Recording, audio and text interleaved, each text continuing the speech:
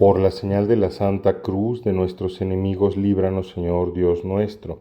En el nombre del Padre, y del Hijo, y del Espíritu Santo. Amén. Señor mío y Dios mío, creo firmemente que estás aquí, que me ves y que me oyes. Te adoro con profunda reverencia. Te pido perdón de mis pecados y gracia para hacer con fruto este rato de oración. Madre mía Inmaculada, San José, mi Padre y Señor, Ángel de mi guarda, intercedan por mí.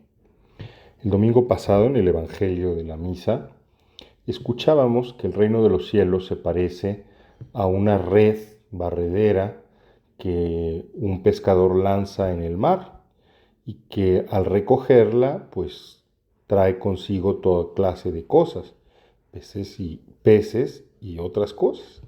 Y después el pescador se sienta pacientemente para poner en una cesta los peces buenos y tirar los malos. Frecuentemente nos pasa que a veces uno piensa, ¿por qué Dios permite que en la Iglesia Santa haya gente buena y gente mala?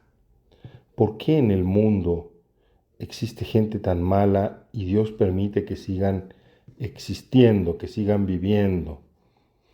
Y es que, pues como nos ha dicho el Evangelio, el reino de los cielos, la Iglesia, que es una realización del reino de los cielos, pues es así, en ella cabe todo el mundo.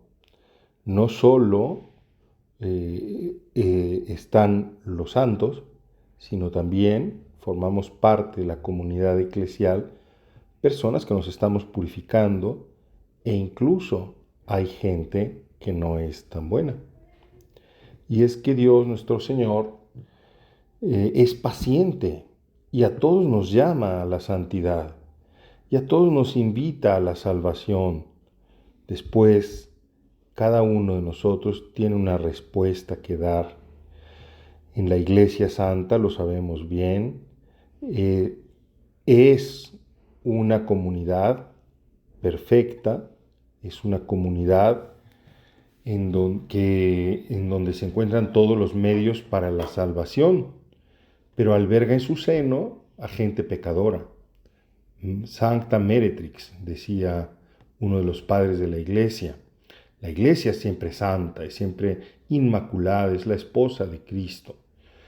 Pero en su parte histórica también forma parte gente que no refleja esa santidad de la Iglesia.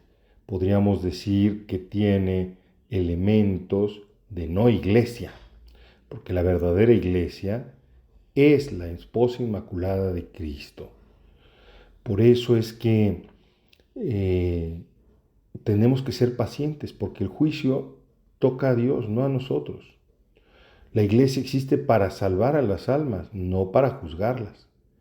Tú y yo debemos siempre dar testimonio, responder al Señor, ser cada vez más iglesia, en el sentido de que nos purificamos y reflejamos la santidad de Dios y la santidad de la iglesia, haciéndonos cada vez más iglesia y quitando de nuestra vida esos elementos de no iglesia. La iglesia tenemos que ayudarla a purificar, pero se purifica en la medida en que todos nosotros, todos los bautizados, vivimos esa santidad originaria del bautismo en todas las dimensiones de nuestra vida.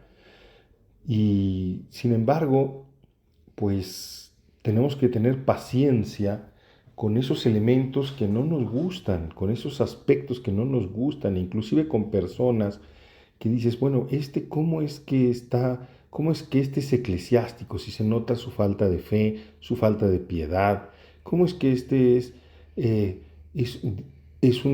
un bautizado que va a la iglesia si al final se comporta peor que los que no van a la iglesia y hace tanto daño con sus chismes o con sus malas conductas? Deberían arrojarlo, sacarlo. Y sin embargo, la Madre Iglesia, como Jesús, suele ser paciente muy paciente. El juicio corresponde a Dios. Santa Teresa de Ávila decía que si nosotros juzgábamos a las personas, entonces no tendríamos tiempo para amarlas. Y de lo que se trata es de amarlas, de amar a las personas y de dar testimonio siempre de esa santidad, viviendo cada uno, no para que hacer la pantomima o hacer el teatro, ¿no? La comedia, sino porque realmente, sinceramente, nos esforzamos por corresponder al amor de Dios, por, como se nos decía el día de ayer, reflejar un poco la luz que Dios nos da en la oración, en nuestra vida, aún sin proponérnoslo, pero tratando de ser coherentes, de vivir la unidad de vida y de ser cristianos de carta cabal.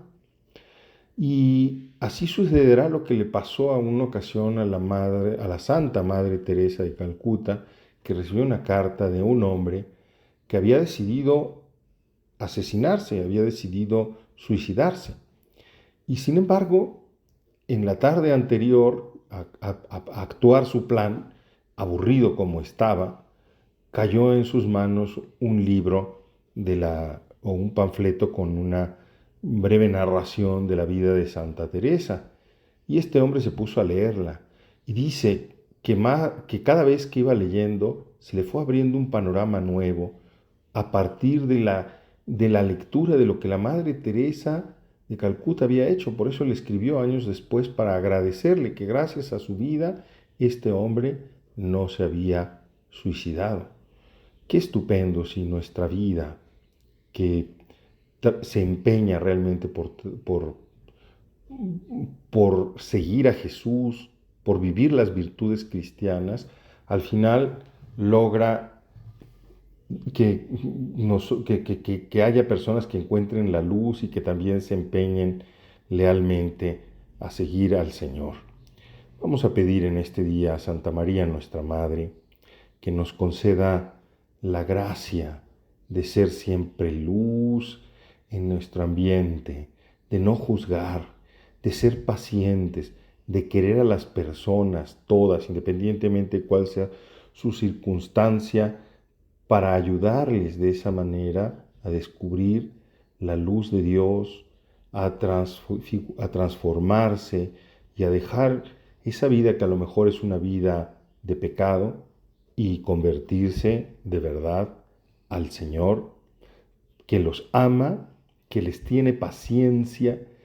Y nosotros también vamos a considerar que antes o después existirá un juicio en el que se verán la verdad de las cosas, por lo que debemos convencernos de una vez por todas de que no se trata de parecer buenos, de engañarnos a nosotros o engañar a los demás, sino de serlo, de ser buenos, de ser honestos, de ser transparentes, de ser rectos, lo cual no quiere decir que seamos impecables y que no también en nosotros haya elementos de no iglesia, elementos de no santidad.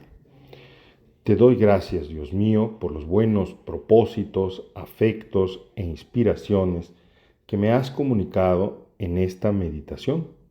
Te pido ayuda para ponerlos por obra. Madre mía Inmaculada, San José, mi Padre y Señor, Ángel de mi guarda, intercedan por mí.